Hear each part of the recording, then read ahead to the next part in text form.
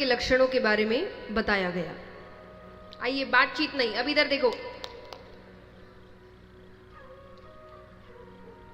अब राजा परीक्षित पूछ रहे हैं कि प्रभु, क्या कभी ऐसा हुआ है किसी पशु को भगवान ने दर्शन दिए हो? तो सुखदेव जी बताते हैं, त्रिकूट नामक पर्वत था, उसके पास एक सरोवर बहता था। वहां एक हाथी आया करता, गजेंद्र नामक हाथी, सफेद हाथी, और इतना शक्तिशाली कि उसके सुगंध मात्र से शेर भी डरकर भाग जाए, सुगंध भी आ जाए उसकी तो। वो अपने परिवार के साथ क्रीड़ा करने आता है। तो कभी वो सूंड में पानी भर के बच्चों पे फेंके, बच्चे नाचने लग जाए, कभी पत्नी पे फेंके, पत्नी शर्मा जाए। तो अपने इनका पारिवारिक समय बीत रहा है। इतने में ही पानी में एक ग्राह आता है। ग्राह यानी मगरमच्छ। उसने सीधा आके गजेंद्र के पैरों को पकड़ा। अब गजेंद्र कहे, मैं इतना शक्तिशाली, ये मेरा क्या बिगाड़ लेगा? देखिए, गजेंद्र यानी हम और आप, ग्राह यानी मृत्यु, काल।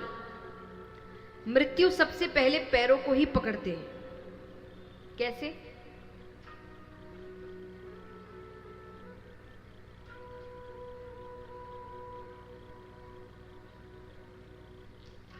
घुटनों में दर्द रहने लग गया है, सीढ़ियां नहीं चढ़ी जाती, काल ने पैरों को पकड़ लिया है, अब तो सुधर जाओ।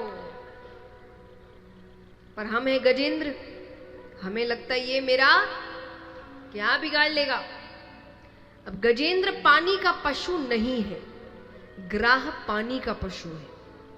तो धीरे धीरे गजेंद्र की शक्ति कम होती जा रही है, वहां ग्राह की शक्ति बढ़ती जा रही। अब वो खींचते खींचते बीच मझधार में ले गया। अब गजेंद्र डूबने लगा तो पत्नी को पुकारे कि मेरी सहायता करो।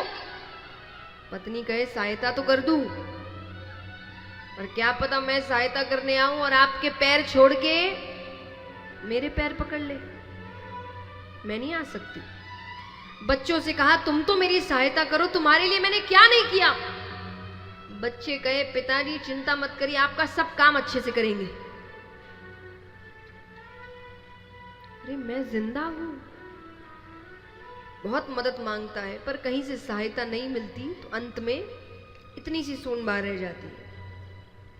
तब उसने आवाज लगाई, हे परम पिता परमेश्वर मेरी रक्षा करो, हे द्वारिका के नाथ मेरी रक्षा करो, हे द्वारिकाधीश मेरी रक्षा करो। आवाज लगाते हैं कि सुदर्शन चक्र घूमता हुआ आता है, ग्रह का उद्धार करता है और भगवान गजेंद्र को अपने धाम लेकर आते हैं।